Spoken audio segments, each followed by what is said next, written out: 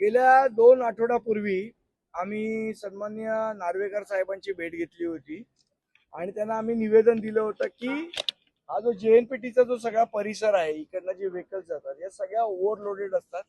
त्यामुळे अनेक ऍक्सिडेंट्स होतात, रस्त्यांची विल्हेवाट लागते. त्यामुळे याच्यावर तुम्ही कारवाई करा. त्याप्रमाणे त्यांनी एक ऑगस्ट मला असं वाटतं 3-4 तारखेपासून 4 तारखेपासून 12 ऑगस्ट ते 11 सप्टेंबर 11 सप्टेंबर एक ड्राईव्ह त्यांनी चालू केलेला आहे की ज्या ओव्हरलोडेड व्हेकल्स आहेत त्यांच्यावर फाईन मारायचा, त्यांच्यावर कारवाई करायची. पण आमच्या असं लक्षात आलं की कारवाई चालू झाल्यावर की जे स्थानिक ट्रान्सपोर्टर आहेत त्यातल्या एक दोघांवर थातूर मातूर कारवाई करण्याचे नाटक हे फक्त RTO करते. मुळात ज्या गाड्या आहेत CSF आणि या सगळ्या लोकांच्या, या गाड्यांवर कारवाई होताना आम्हाला दिसत नाही.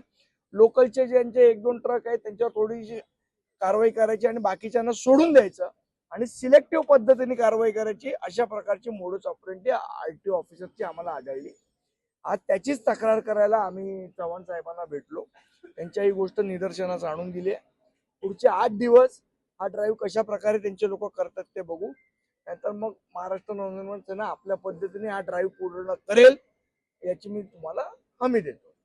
जवाहरलाल नेहरू पोर्ट ट्रस्टमध्ये दररोज जवळपास 6,000 कंटेनर आयात येतात आणि तेवढेच निर्यात सुद्धा होतात. आणि त्या आयात निर्यातीच्या कंटेनरसाठी वाहतूक करण्यासाठी जी वाहनं वापरली जातात ती वाहनं त्या क्षमतेची नसतात.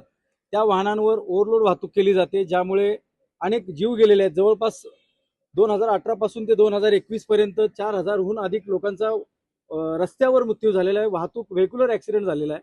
आणि तिथून पुढचे आकडे सुद्धा आम्ही काढण्याचा प्रयत्न करतोय. फार मोठे भयानक आकडे आहेत.